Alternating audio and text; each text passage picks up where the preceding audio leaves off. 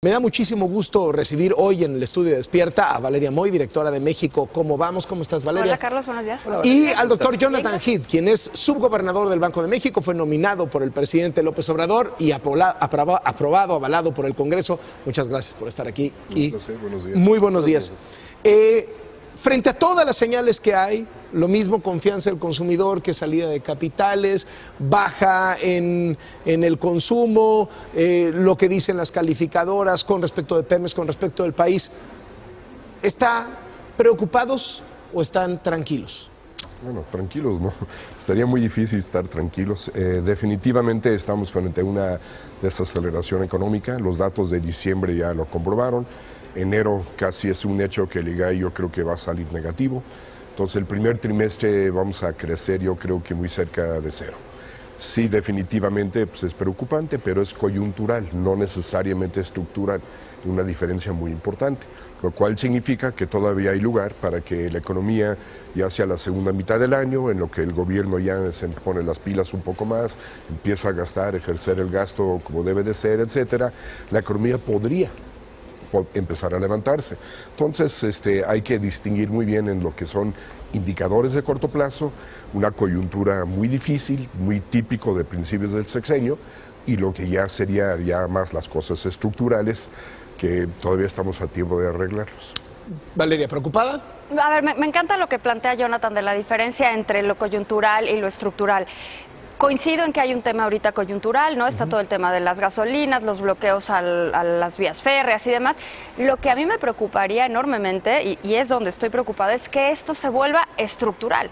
Porque lo que vemos es que estructuralmente no logramos rebasar el 2,5% año con año, ¿no? Cuando crecemos más, acaso es porque estamos regresando de un bache, ¿no? Entonces a mí lo que me preocupa es que este tema coyuntural, con algunas decisiones de política económica que se pueden estar tomando ahorita, se convierta en estructural y entonces arrastremos este 1% que se está pronosticando, 1,5% que se está pronosticando para este año a lo largo del sexenio, porque sinceramente creo que México no está creciendo más. ¿Qué va a pasar cuando aprendan a gastar, pero no tengan los motores de la economía andando y entonces pretendan gastar quizá más de lo que se ingrese? Ahí sí ya estaríamos hablando de algo más estructural, ¿no?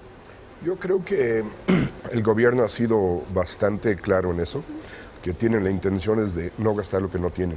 Y si no lo tienen, no lo van a gastar. Van a buscar cómo adecuar los programas, van a buscar cómo asignar prioridades, pero este gobierno ha manifestado que no quiere gastar con deuda. ¿Tienes esa misma confianza, Valeria? Tengo esa misma confianza. Lo que no me gusta, y eso lo vimos cuando se presentó el presupuesto, ¿no? Cuando se presentó el presupuesto, que vimos este superávit primario y esta planeación. Lo que a mí no me gusta es dentro del presupuesto cómo se está acomodando, cómo se están acomodando los recursos. Lo que veo en el presupuesto es que se asigna muy poco adicional a inversión, que era algo que se decía que se iba a hacer y en realidad no cambia gran cosa. Y lo único que cambia son reacomodos en programas, en diferentes programas. Se quitan unos y se crean otros. Entonces, a mí el gran número, el presupuesto, sí me da cierta tranquilidad, pero dentro del presupuesto es donde no tengo ninguna tranquilidad. Donde pudiera haber algo, yo creo que muy peligroso para este sexenio, es en la caída continua de la plataforma petrolera. Hay que recordar que esa fue la mala suerte del sexenio pasado. Si medimos el PIB sin el petróleo, el crecimiento promedio hubiera alcanzado rebasar el 3%. Pero el hecho de que cayó el petróleo continuamente los 6 años, pues le quitó medio punto porcentual mínimo de crecimiento promedio anual durante 6 años. ¿La refinería en Dos Bocas es una mala idea? Pues yo creo que ahorita lo que habría que hacer es buscar aumentar la producción petrolera tal cual, que creo que tiene ahorita mayor valor agregado, se puede sacar relativamente barato y vender bien, que una refinería donde no queda tan claro qué tasa de ganancia, qué rendimiento vamos a tener. ¿Es buena idea la refinería? A mí me parece pésima idea la refinería, con claridad. Me parece, además, para empezar a construir, es terreno pantanoso, tienes que construir primero 6 metros de concreto para poder empezar a construir. Entonces, me parece que es un gasto que no tiene ningún sentido económico hoy en día. La confianza del consumidor, que acabamos de conocer, proyecta como si estuviéramos a punto de crecer al 4%. Estamos en niveles que no habíamos visto desde que se mide en el 2001. Pero los datos de consumo, los datos de recaudación del IVA, las ventas de automóviles, no coinciden con la confianza. No estamos con consumidores muy confiados, pero que están comprando muy poco, y esto es un choque. Primero hay que ver la correlación del indicador de confianza con el consumo en el pasado. nunca ha tenido una correlación demasiado elevada. O sea, no necesariamente tenemos que tener confianza para ir a comprar. De todos modos, inverso, ¿no? No necesariamente inverso, pero por ejemplo, cuando vino la caída en la gran recesión del 2008-2009, el indicador de confianza perfectamente bien lo anticipó y como 6 meses antes ya venía cayendo fuertemente. O sea, las grandes tendencias sí, pero yo diría en el ciclo económico regular no necesariamente.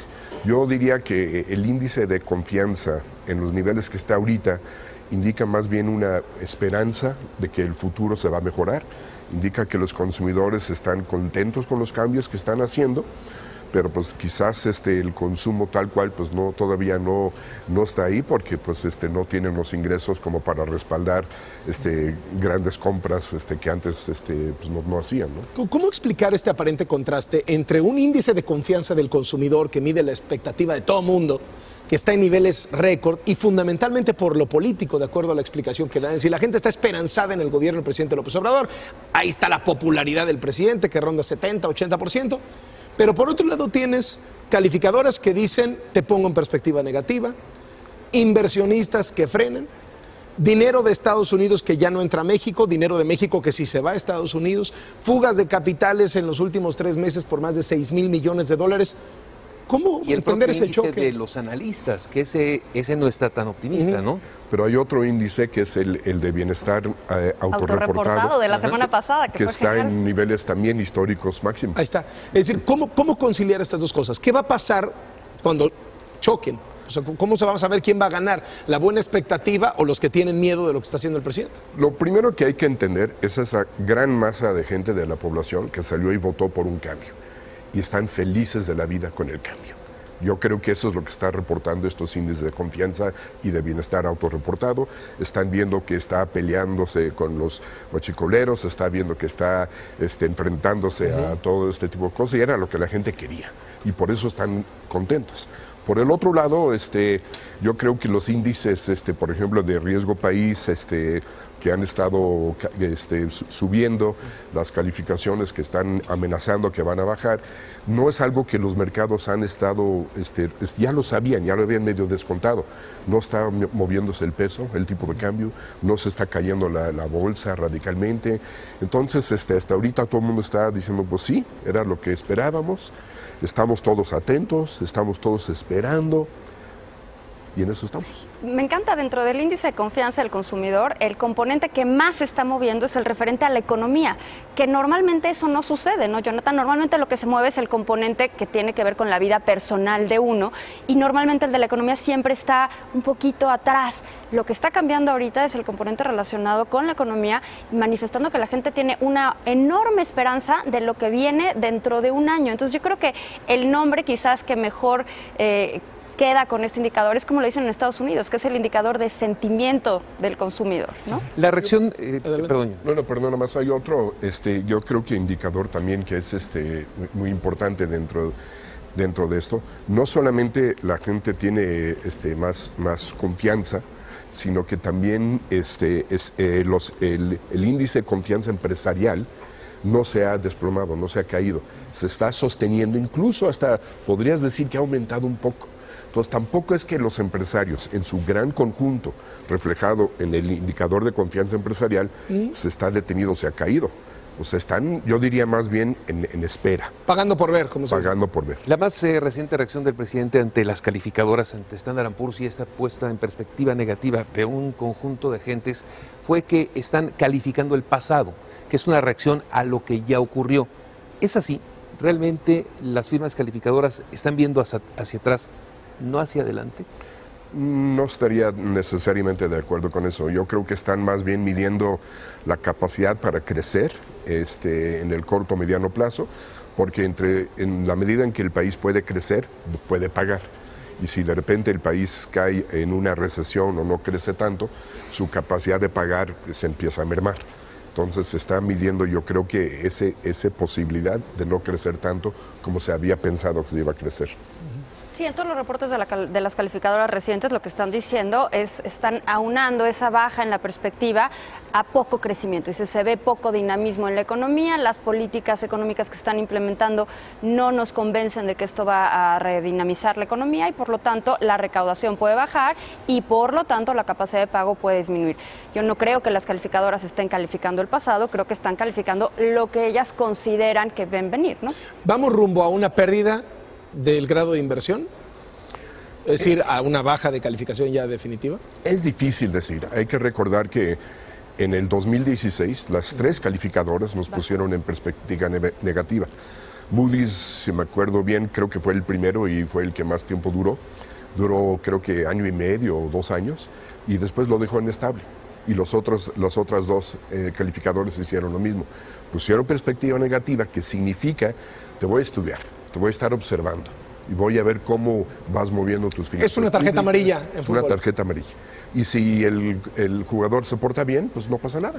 Entonces, básicamente estamos ahorita en esta fase. Yo no lo veo ahorita la perspectiva de que pueda perder la calificación de grado de inversión porque serían 3 revisiones a la baja en el caso de Standard & Poor's y de Fitch y 4 en el caso de Moody's. Estamos muy lejos a perder ese grado de inversión. Todavía estamos lejos, en efecto, pero me parece importante que el gobierno, la actual administración, escuche las llamadas de atención. Cuando te sacan una tarjeta amarilla, para el jugador es, ojo, no vuelvas a hacer lo que estás haciendo. Entonces me parece importante que escuche estas señales y que no ponga así como, no, están calificando el pasado, en realidad no importa. Creo que es importante escuchar, ojalá que estén escuchando. Pero en el caso de Pemex está en la rayita del papel basura y la suerte de Pemex es la suerte de las finanzas públicas. Eso podría acelerar el proceso, ¿no? Sí, lo que están ahí, lo que van a estar examinando es no solamente Pemex por un lado y el gobierno federal por otro lado, sino también la vinculación. ¿Qué tanto el gobierno federal va a respaldar en un momento dado a Pemex? No va a dejar a Pemex morir solo. Y entonces ese grado es algo que van a estar viendo y le van a poner mucha atención. ¿Los planes para Pemex que ha hecho hasta ahora públicos el gobierno federal, les gustan? ¿Les satisfacen? Yo creo que vamos a ir viendo todavía más medidas. Yo creo que es un problema, ahora sí que Pemex tiene un problema estructural, no coyuntural. Y las medidas que estamos viendo ahorita son coyunturales y necesita medidas estructurales, a diferencia de la economía en su conjunto. Es decir, ha sido insuficiente hasta ahora. Yo creo que sí.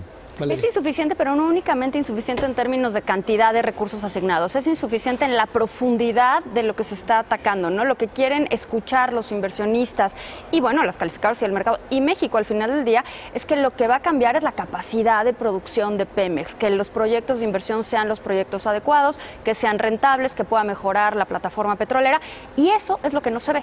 Lo que se ve es cómo vamos a parchar aquí, cómo vamos a tapar acá, de dónde vamos a pasar para tapar el otro agujero, sin que estructuralmente se vea un cambio en Pemex. Una última, ¿está mandando malas señales económicas el gobierno del presidente López Obrador? Pues no necesariamente, depende señales a quién. Yo creo que al consumidor en general, creo que las señales han sido excelentes. Ha mostrado que sí es el presidente que viene a sacudir, que sí es el presidente que viene a cambiar y están todos felices de la vida con esos cambios. Los empresarios, yo creo que ahí sí son señales mixtas.